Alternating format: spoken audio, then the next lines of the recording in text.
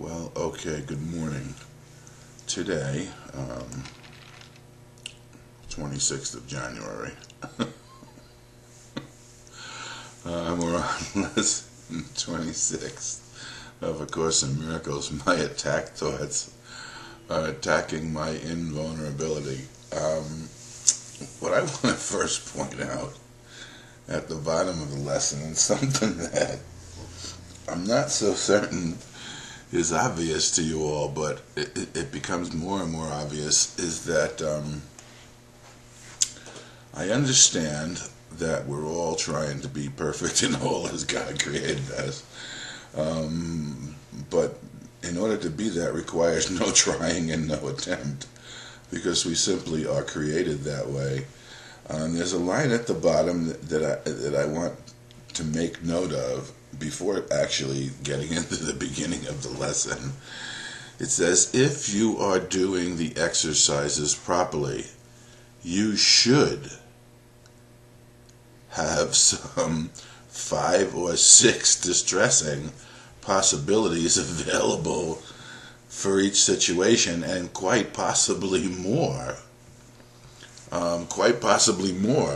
Notice, he's not telling you at this point in time that you shouldn't be distressed and I should be whole and perfect, and if you're whole and perfect, this would be happening, that wouldn't be happening. He's telling you no. You should be able to find things that distress you.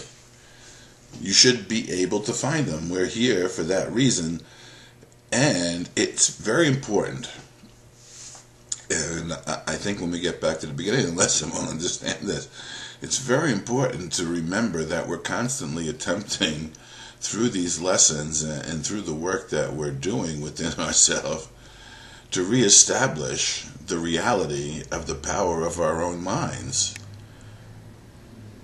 as not being separate from our creative reality, our creative source. So the idea that we can find things are distressing because our attack thoughts are attacking our invulnerability is not an indication of the fact that we're defective, but it is an indication of the fact that quite naturally nothing that God created can lose its creative ability or the power to create, which requires us to get the result of our own thinking. So, simply stated, if we're getting the result of our own thinking and we're finding distressing situations, then our minds have not lost the power that we were created as and to have. And furthermore, if this is occurring within our experience, then we cannot be nothing, we must be something. The fact that we can get we can get the result of our own thinking, and in the misuse of that thinking, when I say misuse, don't mistake it to think that there's a judgment on that. It's misuse merely in that God's mind as creative is the mind that we think with, and therefore it is as creative as the mind of the Father. Okay? So it's not that, and obviously, if we look at yesterday's lesson,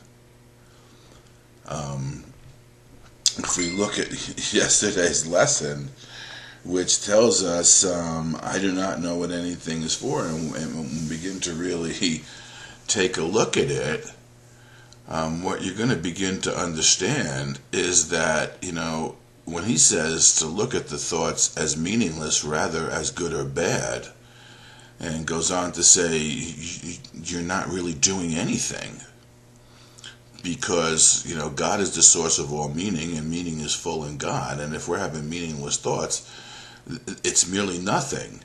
You can't be guilty for nothing. There would be nobody, God would not be able to judge you for doing nothing. Jesus certainly wouldn't judge you for doing nothing. There's nothing in this world that you can be guilty of, because quite frankly, there's no world and there's nothing really happening here. So the guilt that we experience comes from the idea of separation, and is ultimately that where we want to get to in our own mind, where we begin to understand that we think we're separate, And everything, every single lesson that we do here is an indication that it's not possible to be separate. It's not possible to have lost the creative power which God imbued us with. And therefore, unless we are using it creatively, we're merely doing nothing, and you can't be guilty of nothing. There's a line where it said, God just merely feels or understands or recognizes that his creation, his creative power is blocked, and is attempting to help alleviate the block in the system of creative reality, in the totality of the creative reality within which we are all already whole and perfect, so that we can go back, in a sense, to where we think we have been stifled as the creative extension of God's love, and recognize that we can just pick up where it apparently left off. We can go to a spot through the healing of our hearts and mind that precludes the idea of separation as having ever been true, and we're restored to our natural state in the totality of the sonship that establishes the fatherhood of God. So remember, if you're finding things that are distressing, and there's a few other words in here that I'm going to remind us of, because in a sense we tend to ignore minor irritations, is a word that he uses, imposition. If we experience a sense of imposition, and we all know what that is, we feel like we're being imposed upon because our day and our time is important, and all of a sudden something comes along, or we're free and we're whole and we're perfect, and something seems to be not allowing us the expression of that, and we feel imposed upon. We all understand now that little sense of imposition is equal to a sense of depression, worry, anger, foreboding, or preoccupation. This, in the sense, it's an all or nothing thing. It's like I keep on saying, it's a binary system. The ego, which is the introduction of degrees, aspects, and intervals, would love us to think that there are, small upsets that need not be taken care of, because we really have to deal with the larger one, and the larger ones preoccupy our mind and hide, hide the actual, in a sense, false cause. And while we think we're making progress, the idea that we can still experience imposition is an indication that as much progress as we think we made, there's still a need for healing. There's still a need for forgiveness. There's a certain misunderstanding that people have about forgiveness. Remember, forgiveness is God's gift to us because of our wholeness and perfection. It's not his gift to us because we have done anything wrong. We are given the experience of forgiveness here in space and time, which parallels the use of our mind and reality as creative, not because we're defective in any way, but because we are whole and perfect. And it would be God's will for us to be restored to the wholeness and perfection because we never lost it. So in a true sense, the ultimate experience of forgiveness is the recognition that there's nothing to forgive. Not as a concept, but as an experience. As an experience of recognizing that God would never be able to deny himself of his own creative reality, nor could we. And it's just been simply a simple misunderstanding that we've imposed upon ourselves. And the reason why our attack thoughts are attacking our invulnerability, and we could experience the result of our attack thoughts within our own system, within the body as a communicative device. Our body is a means of communicating. But it's a means not only of communicating with others, it's a means of communicating to ourselves. It's like a biofeedback machine that shows us the results of our thinking. in an experiential way so that we can come to recognize what we're thinking, not what we think we are thinking, but what in fact we are thinking below those thoughts that the ego would have us attend to, rather than look at the experience we're having and the fact that it's a result of our own attack thoughts attacking our invulnerability. When we read this correctly, it should be an indication of the truth of who we are. However, remember, the ego always fosters upside down and backward thinking, which is why we're told in another lesson, do not lament the world. Don't lament the world. Just recognize that whatever has happened is gone and start anew. My attack thoughts are attacking my invulnerability. It's surely obvious that if you can be attacked, you are not invulnerable. You see attack as a real threat. That is because you believe that you can really attack. And the belief that we really can attack comes from the experience from the first change that was introduced into the psyche of man, which is the change from our initial state of wholeness and perfection, where there is no sickness, pain, and suffering. The first change introduced was the idea of separation that changed us and turned us inside out, upside down, and backwards, so that our experiences are painful. Remember, in the Bible, early on, Adam and Eve, after they've supposedly eaten from the apple of the tree that was forbidden for them to eat, there's a line wherein which it said, and from this day forth, the experience of childbirth is going to be a painful one rather than a joyous one. And that's an indication of the backward nature. What they're saying is the ability to create becomes painful. What we make here becomes painful because it reinforces the condition of need rather than expresses the joy of the extension of creation. So this is because you believe that you can really attack. We really believe somewhere deep inside of us that we've attacked God. Now, it's an impossibility, but identifying with the error that has caused us to think entirely backwards, therefore totally wrong, becomes a true reason in our mind. And we believe we actually attacked God, so we believe we can actually attack each other. And what would have effects through you must also have effects on you. Of course, you must get the result of your own thinking, and therein lies the key to salvation. It is this law that will ultimately save you. There you have it. But you are misusing it now. No one's judging you for your misuse.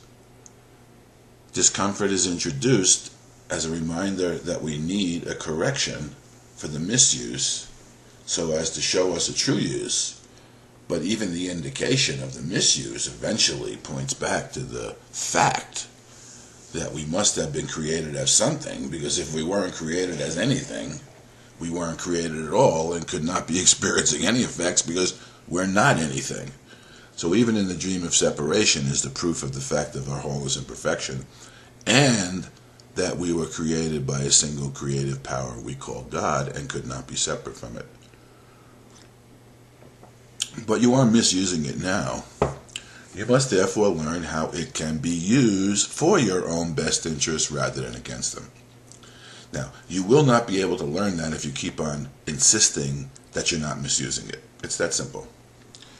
The arrogance of an ego that says it's not misusing it in spite of the fact that it's here, or, let me put it this way, the aloofness that comes about in those who have these momentary realizations of their own wholeness and perfection, and then use the concept based on a past experience to stay aloof and detached from the ego rather than utilizing the power of their mind to heal their mind of their need to be detached, because your need to be detached from the ego is your need and experience of being detached from God. So I sitting in the cave and sitting in meditation and sitting there as a guru ain't gonna get it for you. It's too late for that. That may have been an advance in consciousness many, many years ago, when the discovery that attachment, all attachments produce pain and suffering, but the attempt to detach from the source of pain and suffering is equal verification of the reality of that source, and that source is not true. So that may be an advance in an understanding, but the next step is the recognition that there is no source for sickness, pain, suffering, and death, because God would never have it so. So it is not so now, and it is not so in you. And it's just the misuse, the reverse use of the law of creation, which you take out on yourself, that's causing you the experiences that you have here in the world of space and time. Because your attack thoughts will be projected, you will fear attack. The nature of creation is God projects himself, which we are, and there's a true use of projection, and there's the false use of projection. In the Course, the original editor attempted to change projection to extension, as if God's mind would have the ability to have two different actions, but I assure you it's not. That's why the idea that we recognize that God creates by projection, and yes, his projection is an extension of his thought, but there is no difference between projection and extension, except in the need to differentiate, and that's all of the ego. God's not capable of two separate actions of mind, nor are you. You will remember that you create by projection one day as well. Now, that's not a conceptual idea of projection as opposed to a conceptual idea of extension. It's an experience of your own love extending as the creative mandate, because you're imbued with the full power of your creator. The only limitation is you can't create your creator, but you can create your own creations through the projection of love and the extension of your own holy, whole, perfect mind. And if you fear attack, you must believe that you are not invulnerable. Now if you fear attack, you must believe that you are not invulnerable. So therefore you set up in your mind this condition called vulnerability, wherein which attack is something you're attempting to protect yourself from so as to not be hurt. Yet, obviously what this would be advocating is abject surrender in the face of what we consider attack, in order to discover that no attack could actually do anything to us, and ultimately that's what Jesus was here to demonstrate through his act of allowing himself to be nailed to a cross, only to prove that it didn't affect him in any way, that his wholeness and perfection guaranteed by God allowed for the resurrection and making of a new body, simply because we seem to have made a body prior to that. Why couldn't we make a whole resurrected body as well?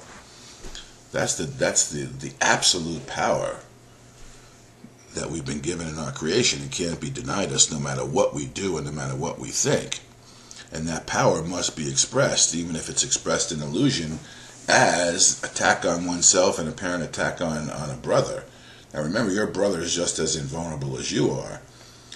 Now we may not be alone in experiencing the effects of our thought, but we certainly could be responsible for what we think about the effects that we're experiencing and what we do with those. So the idea that we could experience being attacked from another would certainly be a great situation for us to apply forgiveness to see that nothing went wrong. And by the experience of the attack, we're blessed with an event that can show us that we're invulnerable. But that would require being restored to the way of the use of our mind that we were initially created with, not have lost track of within our experience here in space and time. So the idea for today introduces the thought that you always attack yourself first. If attack thoughts must entail the belief that you are vulnerable, their effect is to weaken you in your own eyes. Thus they have attacked your perception of yourself. The fact that you can experience a true, whole, perfect self at any given moment, at any given point in time, in spite of any way you felt in the past or anticipate you're going to feel in the future, is the recognition that that whole, perfect self remains whole and perfect and intact. And it is who we are. Never mind the dream of separation. The dream of separation is ultimately what's going to help you prove to yourself that that whole perfect self is still existent in the mind of God, wherein which you never left. So thus they have attacked your perception of yourself, and because you believe in them, you can no longer believe in yourself. A false image of yourself has come to take the place of what you are, and because you've projected, you've peopled your world with the reflection of the false image of yourself, you've projected vulnerability onto your brothers, you see yourself as weak, and possibly them as strong or weak, depending on your experience and how you use your mind, yet all of it goes to prove, ultimately, when we utilize these lessons the way they're designed, that we are whole and perfect. We've never left our creative source, and we are invulnerable. There's no such thing as death. You're eternal, whole, and perfect. Nothing, including the ultimate attack that we think can be made on the body, on our identity in space and time, murder, sickness, pain, unto death, has affected it. That's the nature of the resurrection. That's what Jesus, we can begin to live in the resurrection right here, right now. Not conceptually, but experientially, as we undo the false thinking and the misuse of our mind. So that's just a bit on today's lesson. Go forth and find things that are distressing. Find the impositions that you're experiencing. That's what you're meant to do. This lesson is telling you, asking you to find those things. If you're doing it right, you will find these things. Not if you're doing it right, you're going to be whole and perfect as God created. You'll never experience another problem. No. The lesson is designed to help you find when you think you've been attacked and can attack and undo that thinking. It's entirely and without the admission that that experience is occurring. You continue in the state of denial, and in the state of the denial, nothing's possible but continued denial and continued nothingness, where nothing is happening. And there's no judgment on that in the mind of God, because he can't recognize nothingness, nor can Jesus. So go ahead and find some distressing situations to apply the lesson to, because that's your assignment for today.